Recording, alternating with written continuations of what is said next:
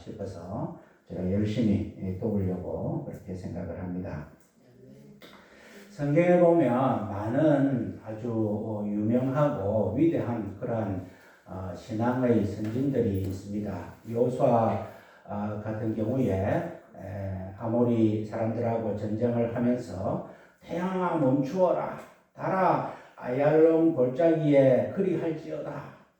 태양과 달을 멈추는 그런 위대한 신앙의 그런 모습도 보이고, 또 우리 베드로 같은 경우에는 오순절날 여러분들이 십자가에 못 박힌 그 예수를 하나님께서 주와 그리스도가 되게 하셨다, 그렇게 이야기를 하니까 하루 설교에 3,000명이나 되는 사람들이 회개하고 돌아오는 그러한 또 위대한 모습도 보이고, 바울 사도 같은 경우에 그 많은 학식으로 예수 믿는 사람을 핍박하는데 사용하다가 예수님을 만나고, 또 예수님 때문에 결국은 로마에서 참수형을 당하면서 그 아그리파 왕 앞에서, 그 베스도 총독 앞에서 담대하게 아그리파 왕이여, 예수를 믿으시나이까, 선지자를 믿으시나이까, 그렇게 용감하게 이야기를 하면서 내처럼 이렇게 압박된 거 말고는 다 내처럼 되기를 원합니다. 왜 당신들은 하나님께서 죽은 자를 살리심을 믿지 못하나이까, 그렇게 용감하게 설교하는 그런 아름다운 위대한 그런 모습의 신앙의 선배들이 있는 반면에, 또 성경에 보면 갈렙같이 바나바같이 이름 없이 조용하게 주님을 섬기다가 섬긴 그런 신앙의 선배들도 있습니다. 갈렙 같은 경우에는 위대한 여호수아에 가려서 45년 그 성경의 구약의 역사 가운데 딱 두 장면에 등장하지만, 그 갈렙 때문에 정복 전쟁이 끝나고, 그 갈렙 때문에 하나님께서 그 유다 자손에게 헤브론 땅을 주시고, 그 땅을 통하여서 예루살렘이 형성되고, 또 예수님이 오시는 그런 계곡까지 연결되는 그런 모습을 볼 때에 말없이 섬긴 그 갈렙을 통하여 하나님께서 영광을 받으셨고, 또 바나바도 마찬가지입니다. 그 사울이 핍박하다가 예수님을 만나서 회심은 하였지만 사람들이 두려워하여서 아무도 그 바울을 알아주지 아니할 때에 바나바는 친히 바울에게 찾아가서 그 교회에서 함께 성경 공부를 하고 또 위대한 바울을 있게 하는 그러한 역할을 한 것이 바나바인데, 오늘 그와 같이 갈렙처럼 바나바처럼 이름 없이 빛도 없이 섬긴 예수님의 제자 안드레에 대해서 오늘 말씀을 함께 살펴보고자 합니다. 안드레 역시 너무나 존재감이 없고 성경에 딱 3번 정도 이름이 등장하는 그러한 무명의 그런 제자였습니다만은, 그는 화려한 눈에 띄는 설교자도 아니었고 베드로처럼 그런 어떤 열정적인 그러한 제자도 아니었고, 또 기적을 많이 베푼 죽은 사람을 살리거나 병을 고치거나 한 그러한 인물도 아니었고, 역사적으로 볼 때나 여러 가지 참 존재감이 없는 그러한 제자였지만, 그러나 하나님께서는 이 안드레를 기쁘게 받으시고 안드레를 통하여 하나님의 나라를 이루시는 그 사건을 오늘 말씀을 통하여 함께 살펴보고자 합니다. 오늘 요한복음 1장에 보니까 안드레가 등장하는데 35절에 보니까 이튿날 요한이, 이때의 요한은 세례 요한입니다. 안드레와 예수님의 제자 요한은 원래 세례 요한의 제자였습니다. 그런데 세례 요한이 예수님이 지나가시는 것을 보고 36절에 예수님의 다니심을 보고 말하되 보라 하나님의 어린 양이로다, 그렇게 말했더니 두 제자가 그의 말을 듣고 예수를 쫓거늘.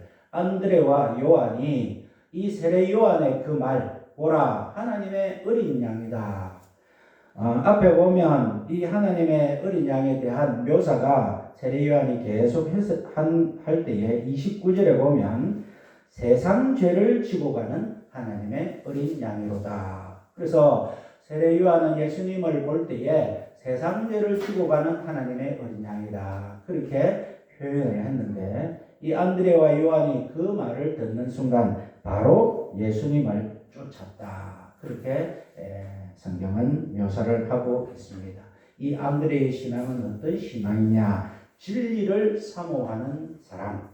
진리라면은 그 어떤 것도 계산하지 않고 결단하는 그러한 신앙의 모습이 안드레다라는 것입니다.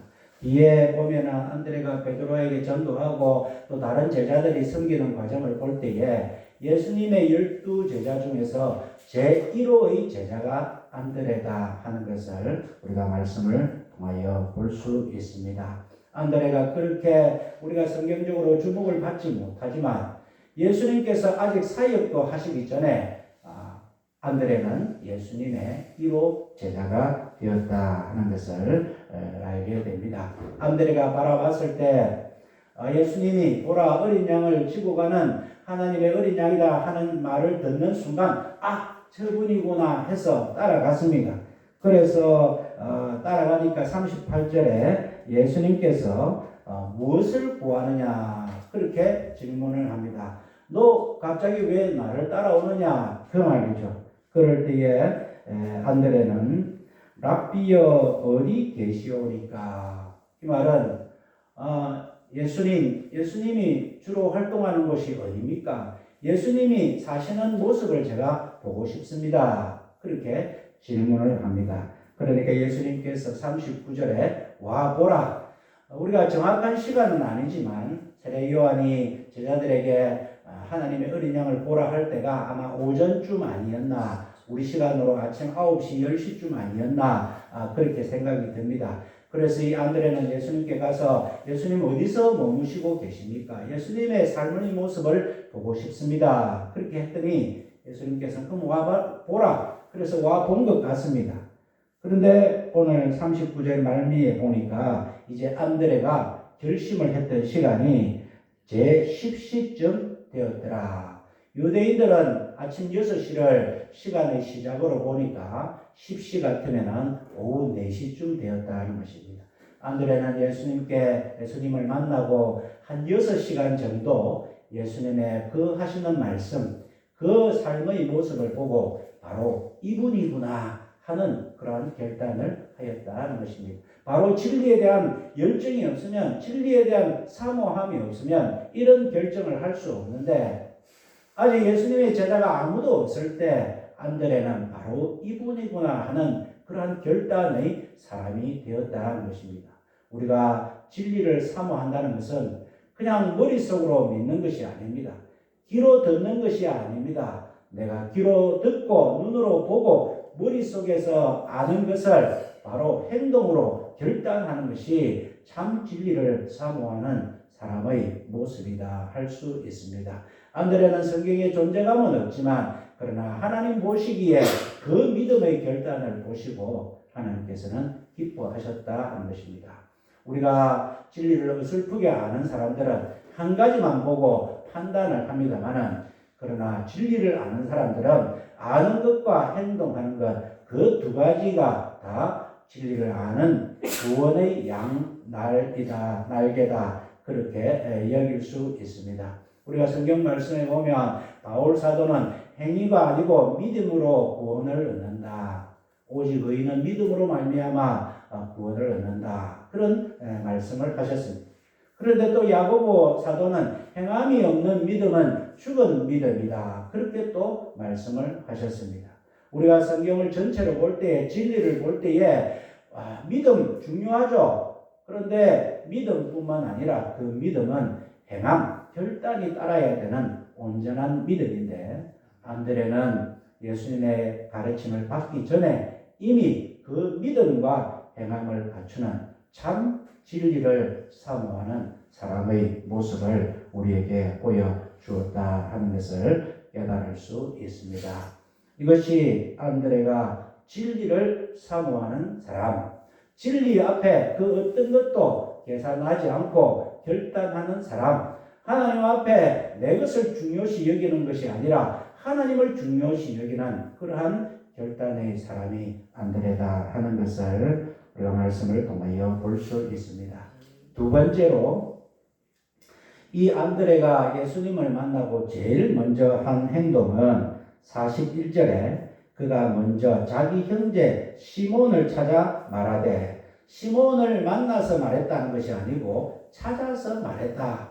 안드레는 예수님을 만나고 이분이 바로 그분이구나 해서 자기의 형님을 찾아갔다 하는 것입니다. 그래서 내가 메시아를 만났다 그렇게 말을 하고 있습니다. 이것은 안드레의 신앙이 바로 전도의 사람이다 하는 것을 보게 됩니다. 자기가 확신하는 것을 어쨌든 전해야 되겠다. 전도의 사람이다. 진리를 전하는 사람이다. 아침에 예수님 만나고 오후 4시에 결단하고 그 4시에 자기 형을 찾아서 내가 메시아를 만났으니까 너도 같이 가보자. 형도 같이 가보자 하는 그러한 전도의 사람이다. 참 신앙의 사람은 옳은 것을 전하는 사람이다 하는 것을 보게 됩니다. 우리가 살면서 어느 식당이 음식이 너무 맛있는데 값은 반값이다 하면 소문이 나지 않겠습니까? 우리 마을에 어떤 분이 고구마를 농사를 지어가지고 팔지를 못하고 있을 때에 그 고구마를 캐서 한 박스에 아파트 단지에 가서 한 박스에 2만 원 붙여놨더니만 1시간 안에 그 몇백 박스가 다 팔렸다는 것입니다. 보통 한 박스에 3만 원 하는데 한 박스에 2만 원 하니까 무슨 세상에 이런 경우가 있나 해서 그 소문이 삽시간에 아파트에 퍼져가지고 팔리는 것처럼 사람들은 좋으면 가만히 있지를 못합니다. 전할 수밖에 없는 것입니다. 내 마음에 확신하고 내 마음이다 참이다 하면 표현하지 않을 수 없는데 안드레는 그 마음에 확신하여서 바로 자기 형제에게 찾아가서 예수님을 소개하는 그러한 믿음이 있다는 것입니다. 오늘 우리의 삶들을 한번 돌아볼 때에 내가 참 예수님 때문에 기쁘고 내가 참 예수님 때문에 구원받고 죽을 수밖에 없는 내가 예수님의 은혜로 살고 있고 날마다 하나님께 감사하는 신앙을 하고 있다면 우리에게 가장 가까이 있는 사람에게 그것을 전하는 것이 당연한데 우리가 그렇게 하지를 못한다면 이 안드레의 신앙을 따라가지 못하고 참 주님이 기뻐하지 못하는 그러한 삶을 사는 것이 아닌가 한번 돌아보아야 됩니다. 요즘에 제가 어떤 목사님이 저를 너무 좋아하셔가지고 늘 하루에도 몇 번씩 전화하고 만나고 좀 큰 교회 목사님으로 지낼 때 은퇴를 하셔서 시간이 많으셔서 그런지 몰라도 어쨌든 저를 너무 좋아하셔갖고 지난주에는 4번이나 만나서 밥을 같이 먹을 정도로 그분은 보니까 제가 좋아가지고 어쩔 줄을 몰라 하시는 그 같은 느낌을 받습니다. 그분이 교회에 34년을 사역하면서 큰 교회를 맡아서 많은 목사님들도 만나고 또 많은 사람들을 만났겠지만은 제가 참 여러 가지 참 영적인 사람은 못 되긴 합니다만은 인간적으로 사람이 좋아서 참 이렇게 인간적으로 말이 통하는 사람을 못 만났는갑다 싶어서 그랬는지 그렇게 가깝게 좋으니까 좋은 표시를 어떤 때는 때로는 좀 이렇게 좀 거부할 정도로 좋은 표시를 내는 그런 목사님과의 교제를 맺고 있습니다. 사람이 좋으면 어쩔 줄을 하지 못하는 게 그것이 참 사람의 본 마음입니다. 우리가 예수님 때문에 예수님 만나서 예수님이 내 삶에 개입하셔서 내가 오늘날까지 이렇게 사는데 예수님이 좋아서 어쩔 줄 모르겠다 하면 분명히 우리는 전하게 되어 있는데 안드레는 그와 같이 그 예수님을 만나고 자기의 형인 베드로에게 전하게 되었습니다. 그 베드로가 누구입니까? 그 베드로는 너무나 위대한 예수님의 순례자입니다. 그 베드로는 이방인에게 복음을 전하는 그러한 첫 제자라고도 할 수 있고 오순절 설교에 한 번 설교하니 3,000명이나 넘는 그러한 또 놀라운 능력을 가진 제자이고 또 사울을 만나서 사울을 바울되게 했던 그러한 인물이 바로 베드로라 하는 것입니다. 이 베드로처럼 위대한 사람 이 만들어진 것은 바로 안드레의 전도 때문이다. 어떻게 보면 한 사람 전도하는 것이 아무것도 아닌 것 같아도 하나님께서 그 한 사람을 통하여 얼마나 큰 역사를 하시는지 모르는데 안드로는 하나님의 마음을, 주님의 마음을 알아서 바로 진리를 만나는 순간 진리를 전하는 사람이 되었다 하는 것입니다. 우리가 1858년에 보스턴 교회 주일학교 교사에 킴벨이라는 분이 있었다고 합니다. 이 킴벨이 자기 이웃에 있는 구두방 점원인 D.L. 무디를 전도를 했는데 이 D.L. 무디는 초등학교로 치면 4학년 정도밖에 나오지 않는 그러한 학력을 가진 사람이었습니다. 구두방 점원이었습니다. 열심히 구두 닦는 그런 소년에게 전도하였더니 이 무디가 복음을 받고 미국을 뒤집는 미국의 복음주의의 아버지라 하고 100만 명을 전도하는 놀라운 복음의 사람이 되었다 하는 것을 우리가 알게 됩니다. 이 무디의 설교, 무디가 설교를 했는데 21년 지난 다음에 런던에서 집회할 때에 메이어라 하는 사람이 이 무디의 설교를 듣고 주님을 영접하고 무디의 제자가 되었습니다. 이분이 다시 미국에 와서 집회를 했는데 채트만이라는 사람이 믿게 되었고 이 채트만이라는 사람이 야구 선수인 빌리 선데이라는 사람을 전도했고 이 빌리 선데이라는 사람이 12살 소년을 전도했는데 그 12살 소년의 이름이 빌리 그레함이라 하는 것입니다. 빌리 그레함이 얼마나 복음주의에 그가 1993년 1년 동안에 250만 명을 주님께 인도할 정도로 폭발적인 전도의 사람, 영의 사람인 빌리 그레함입니다. 당시에 미국을 움직이는 15명의 미국이 존경하는 미국의 사람 15명 안에 11번째로 이름이 올릴 정도로 위대한 사람이 빌리 그레함이었습니다. 이 빌리 그레함이 믿게 된 과정을 우리가 살펴보면 하나님께서 한 사람을 들어서 구두방 정원을 믿게 하셨고 그 구두방 정원이 다른 사람을 믿게 하셨고 그 다른 사람이 또 야구 선수를 믿게 하였고 그 야구 선수가 12살 어린이에게 복음을 전하였고 그런 모든 과정을 볼 때에 하나님께서는 우리가 진리를 만나고 좋아서 한 그 한 번의 행동, 그 한 번의 전도를 통하여 하나님께서는 얼마나 기뻐하셔서 놀라운 역사를 꾸려 나간다 하는 것을 우리가 발견할 수 있습니다. 세 번째로 이 안드레는 요한복음 6장에 보면 오병이어의 사건이 나옵니다. 많은 무리가 예수님을 따랐고 그때 이제 점심시간이 되어서 먹을 것이 없을 때에 보리떡 5개와 물고기 2마리로 2만 명 가까이 먹이시고 12바구니가 남는 그러한 놀라운 기적의 사건인데 그때 사건을 경위를 보면은 예수님께서 이 많은 사람들이 이제 식사 때가 되었는데 걱정이 되시고 제자들이 어떻게 생각하는가 물어보시는 것이 요한복음 6장에 나옵니다. 우리가 어디서 떡을 사서 이 사람들로 먹게 하겠느냐? 예수님께서 제자들에게 그렇게 물어보실 때에 빌립이 각 사람으로 조금씩 받게 할지라도 200데나리온의 떡이 부족합니다. 그렇게 말합니다. 한 데나리온이 일꾼들의 하루 품삯이니까 200데나리온은 200일인데 당시에 일꾼들이 안식일 빼고 무슨 날 빼고 속죄를 빼고 다 빼면 1년에 일할 수 있는 날이 한 200일 정도 되니까 이 200데나리온은 노동자가 1년 연봉에 해당되는 그런 금액인데 빌립이 계산이 빠르니까 한 그 정도 돈이 필요하네요. 이렇게 이야기를 합니다. 그때 안드레가 등장을 합니다.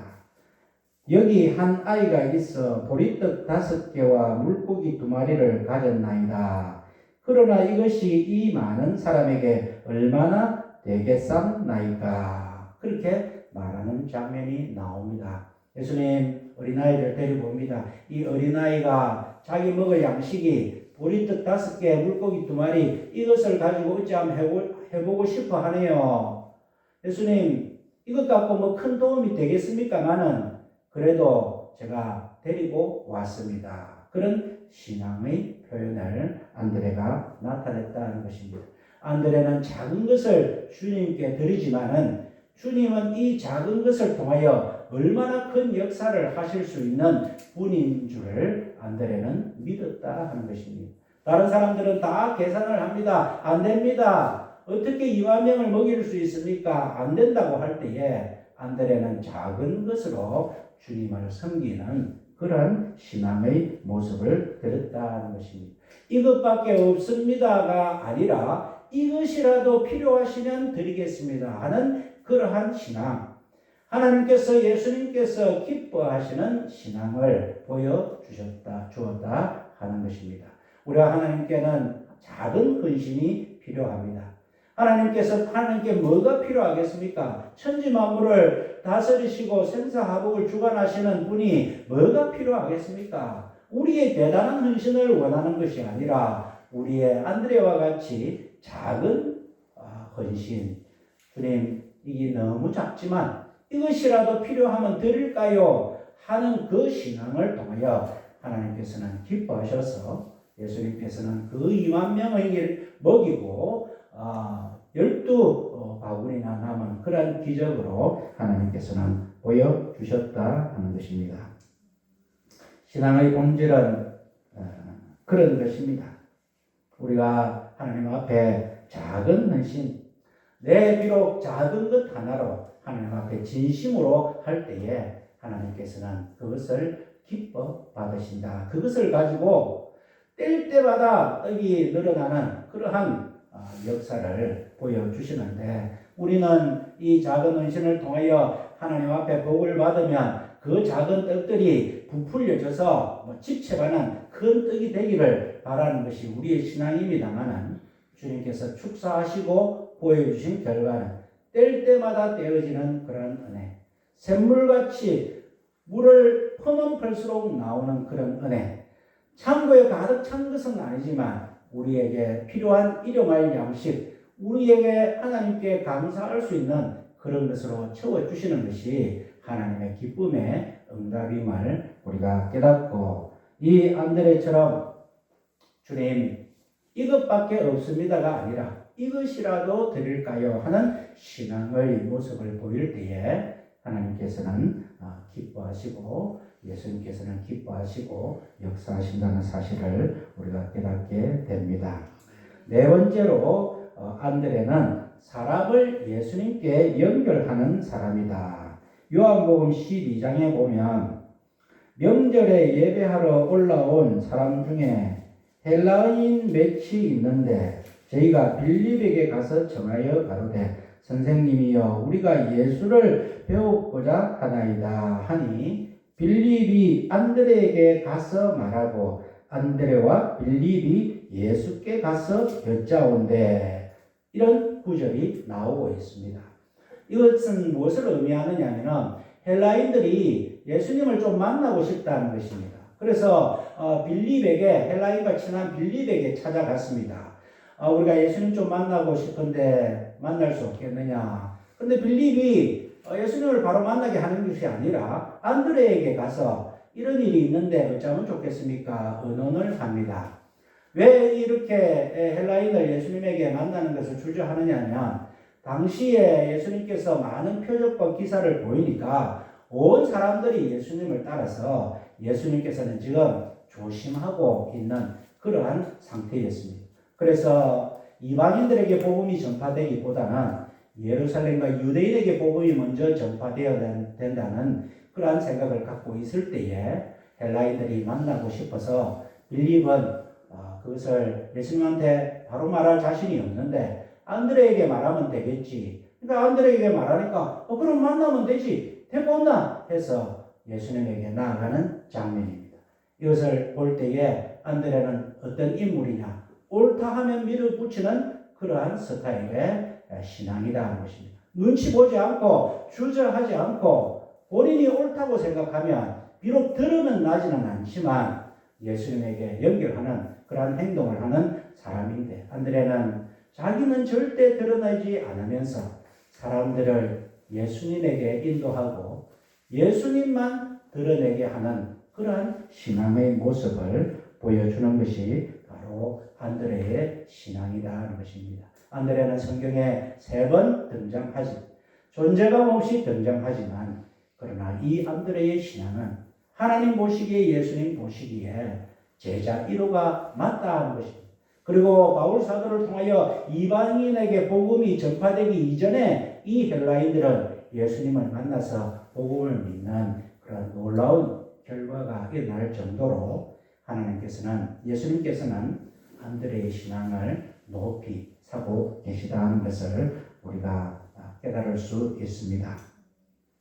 제가 한 번씩 양자역학 이야기를 해서 우리 집사람은 그런 말 좀 하지 마서 그런 이야기도 합니다만은, 그러나 제가 또 진리를 말씀드리기 위해서 또 한 가지 말씀을 드립니다. 옛날 물리학자들은 모든 그 물질을 쪼개면은 원자가 남는다. 이 원자가 물질을 구성하는 가장 작은 입자다. 그렇게 주장하였고, 이 원자는 원자 핵과 전자로 구성되어 있는데 더 이상 절대 쪼갤 수 없다 하는 것이 그 당시까지의 이론이었습니다만, 양자역학은 아니다, 더 쪼갤 수 있더라 해서 더 쪼갰습니다. 그래서 더 쪼개서 그 가장 작은 단위를 소립자라 불렀고, 그 원자 안에 있는 소립자가 17개가 있다 하는 것으로 노벨 물리학상을 받았습니다. 1979년에 와인버그, 글래쇼, 살라 하는 이 3분이 노벨 물리학상을 받았는데, 이 원자 안에는 7개의 소립자가 있다. 그런데 특이한 소립자가 하나 있는데, 이 소립자는 뭐냐면은 모든 입자에 질량을 공급하고 나중에는 스르르 사라지는 입자가 하나 있다. 그런 것을 발표를 했습니다. 그런데 16개의 입자는 증명이 됐는데 이 한 입자는 증명을 하지 못하고, 그런 상황에서도 너무 놀랍다 해서 노벨 물리학상을 받았는데, 34년이 지난 다음에 2013년에 힉스라는 사람이 그 입자를 증명하고 발견하여서 자기 이름을 붙여서 힉스 입자라 하는 것을 발견하고 했습니다. 이 입자는 무엇이냐? 모든 만물에 질량을 부여해주고 사라지는 보이지 않는 입자다. 세상의 과학에 그런 게 어디 있느냐? 보면 있으면 있고 없으면 없지. 입자면 입자고 파동이면 파동이지. 이제는 양자역학에서 입자와 파동이, 입자도 되었다가 파동이 되었다가, 이제 우리는 그런 거 구분 못한다. 그런 것이 발표가 바로 양자역학 입장인데, 이 양자역학 입장에서는 힉스라는 입자가 있다. 근데 그 입자는 그냥 모든 만물에 질량을 공급해주고 나중에 스르르 사라지는데 언제 사라지는지도 모르고, 그거는 모른다. 그냥 그런 게 있더라. 하나님께서 만드신 이 우주에 그것보다 더한 것도 없겠습니까? 이 안드레의 신앙을 바라볼 때 마치 이 힉스 입자처럼 하나님께서 만드신 모든 만물에, 하나님께서 택하신 모든 사람들에게 자기가 갖고 있는 모든 달란트로 잘 섬기다가 본인은 이름 없이 빛도 없이 스르르 사라지는 그런 안드레와 같은 신앙을 예수님께서는 기뻐하시는 것이 아닌가, 오늘 말씀을 통하여 한번 살펴보고자 합니다. 오늘날 사람들은 다 자기를 드러내려고 애를 쓰는 시대입니다. SNS를 통하여서 내가 맛있는 거 먹는다, 내가 좋은 옷 입고 있다, 내 몸매가 좋다, 내가 춤을 잘 춘다. 오늘날 시대는 자기를 드러내는데 혈안이 되어 있는 그러한 시대인데, 이 시대가 그렇게 될수록 우리 예수님께서 원하시는 사람은 힉스 입자같이, 안드레의 믿음같이 하나님 앞에 충성 봉사하고 예수님만 드러내고 자기는 스르르 사라지는 그러한 사람을 오늘 하나님만 더 기다리시고 계시는 것이 아닌가. 아닌 것이 아니라 반드시 예수님은 하나님은 그런 자를 찾고 계시다는 것입니다. 우리 교회 빈자리가 많습니다. 사람 숫자도 많습니다. 어떻게 보면 우리가 좀 좌절감도 들기도 합니다만은 우리 한 사람이 예수님 모시기에 안드레와 같은 그런 신앙을 갖고 있는 사람들이다. 내 하나는 사라지고 나를 통하여서 예수님이 빛나는 그러한 신앙, 내 한 사람을 통하여서 교회가 바로 서는 그러한 신앙, 내 한 사람을 통하여서 다른 사람이 영광을 받는 그러한 신앙을 갖는 그것이 바로 오늘날의 예수님이 하나님이 원하시는 신앙의 사람이 아닌가, 그렇게 말씀을 통하여 함께 살펴보고자 합니다. 말씀을 맺겠습니다. 안드레는 진리의 사람이었습니다. 진리를 사모하는 사람이었습니다. 믿는 것과 결단이 일치되는 그러한 사람이었습니다. 안드레는 전도의 사람이었습니다. 옳은 것을 전하지 않으면 배길 수 없는 사람이었습니다. 안드레는 겸손한 사람이었습니다. 자기 형 베드로가 뜨더라도 자기는 개의치 않는 그러한 사람이었습니다. 안드레는 섬김의 사람이었습니다. 작은 것을 주님께 드리고 자신은 뒤로 빠지는 그러한 사람이었습니다. 안드레는 주님을 드러내는 그러한 사람이었고 사람을 하나님께로 연결하는 그러한 사람이었는데 이와 같이 존재가 없는 안드레를 우리 하나님은 예수님은 기뻐 받으셔서 이러한 헌신을 통하여 땅끝까지 복음이 전파되고 나중에 이 안드레는 순교할 때에 X자 십자가에 달려서 순교하는 그러한 결과를 맞이합니다만은 이 안드레의 순교를 통하여 신앙을 통하여 하나님께서는 많은 믿음의 사람들이 구원받는 그러한 역사를 이루어 주셨습니다. 오늘도 좋은 교회가 어떤 교회입니까? 안드레 같은 사람이 많은 교회가 좋은 교회다라는 것입니다. 오늘도 이 안드레의 신앙을 본받아서 우리가 드러내지 아니하고 우리는 드러내지 아니하고 주님만 드러내는 그런 주님을 기쁘시게 하는 신앙생활을 하시는 저와 여러분들의 삶이 되시기를 주님의 이름으로 축원드립니다. 사랑과 은혜의 하나님 아버지, 베드로를 주님 앞에 인도하는 그 보이지 않는 어떻게 보면 존재가 없는 안드레의 신앙, 어린아이의 것으로 이것밖에 없습니다가 아니라 이것이라도 드릴까요? 그렇게 하나님을 존중히 여기고 자신을 낮추는 그러한 안드레의 신앙을 우리 모두가 본받게 하시고 그리하여서 하나님이 기뻐하셔서 또 이 땅에 참 신앙이 전파되며 참 믿음이 전파되며 또 참 옳은 바른 교회가 서는 그러한 은혜를 우리에게 더하여 주시옵소서. 모든 말씀을 예수님 이름으로 기도하옵나이다. 아멘.